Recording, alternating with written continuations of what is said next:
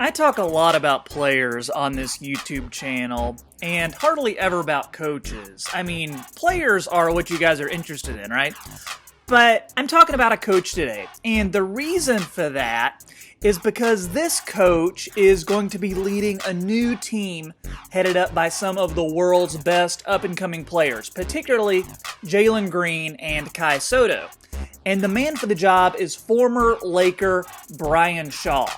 In today's video, I'll examine if Brian Shaw is the right coach for this team, and what history tells us about his leadership style and his ability to prepare players for the next level.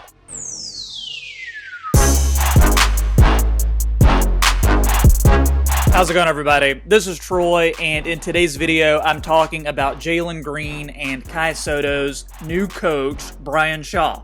And I have some real questions about how he's going to help their games once next year's G League season starts up.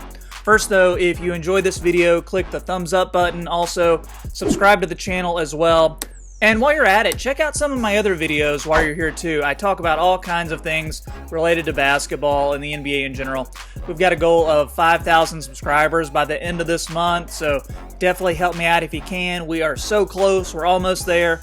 Now on to today's video, and with the recent news about the 2020 NBA season restarting in late July, there are several stories that you may have missed, and one huge piece of news is regarding former NBA coach Brian Shaw being named the new coach of the G League Select Team.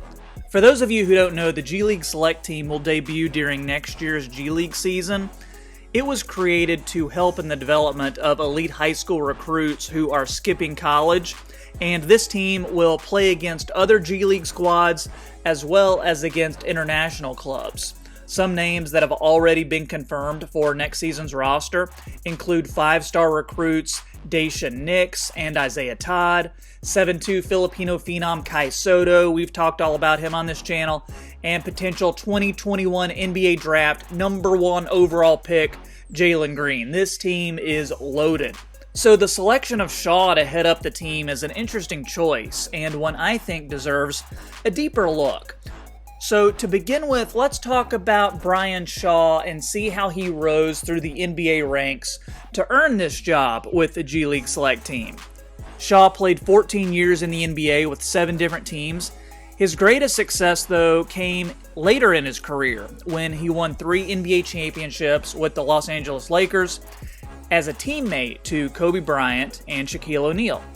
Shortly after his retirement in 2003, he was hired by the Lakers as an assistant coach, where he spent 7 seasons and won 2 more NBA championships. Those were the teams that had Kobe and Pau Gasol.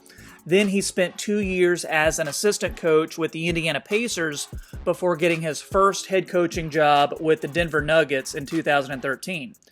Shaw spent just under 2 seasons with the Nuggets before they fired him. I'll have more on that in a minute. More recently, though, he returned to the Lakers to work as an assistant again and help coach LeBron James. So when you look at Shaw's resume, there's no question that he's played with and he's coached some of the biggest names to ever play in the NBA.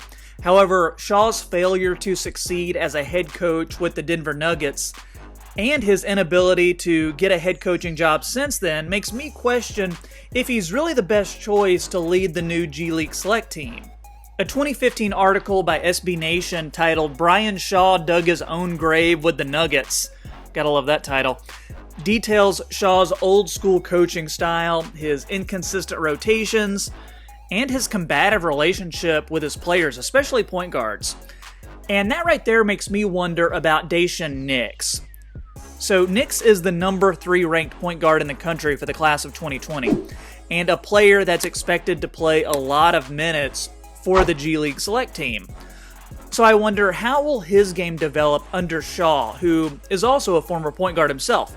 Because history shows Shaw is much tougher on guys who play that position. So Daishen is really going to have to be ready for that. Shaw's past coaching also tells us how other players, particularly big men like Soto and Isaiah Todd, could be impacted. You see, prior to Shaw's first season in Denver, he confirmed the team would play a more traditional inside-out style of basketball, and that type of play definitely favors Soto and his strength as a low-post center. but this idea was eventually abandoned for a faster up and down type of game. And as I've said before on this channel, Soto's stamina and conditioning need a lot of improvement. So the question is, will he have a place and consistent minutes with Shaw as his coach? Is Shaw going to choose to give the majority of the big men minutes to somebody quicker like Isaiah Todd?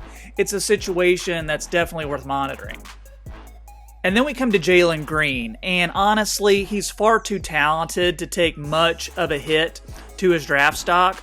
I mean, short of a complete disaster of a season, his game should be able to transcend whoever is coaching him. However, what's going to be interesting is to see how he plays under Shaw. The ex-Denver coach never really seemed to coax consistent effort from even his best players. Not only that, his game-to-game strategy and communication left a lot to be desired. So you have to ask yourself, has Shaw changed his ways? Because if not, is Green going to be able to overcome that and become great? It's not out of the question to wonder if Jalen's draft positioning in 2021 could fall a handful of spots if a year from now his game hasn't shown much improvement. The hiring of Brian Shaw could be seen by some as a bit of a risk, but in the coming months we're all going to know if it was indeed a success or if it was a gamble that just didn't pay off. But let me leave you with this. Perhaps Shaw has learned from his past mistakes and will excel in his new opportunity. Take, for instance, this video of Brian Shaw training Filipino athletes and coaches during a basketball camp several months after getting fired by the Nuggets. I mean, who knows? Maybe Jalen Green and Soto, players with Filipino heritage themselves, will be the next success stories. Ultimately, Shaw is a guy who wants to teach and wants the players he coaches to be better. So maybe he deserves a chance to show what he's learned and what he can do. If you enjoyed today's video, hit that thumbs up button and make sure to subscribe to the channel. Thanks for watching. My name is Troy, and I'll see you next time on the Half Court Report. Hey guys, one more thing.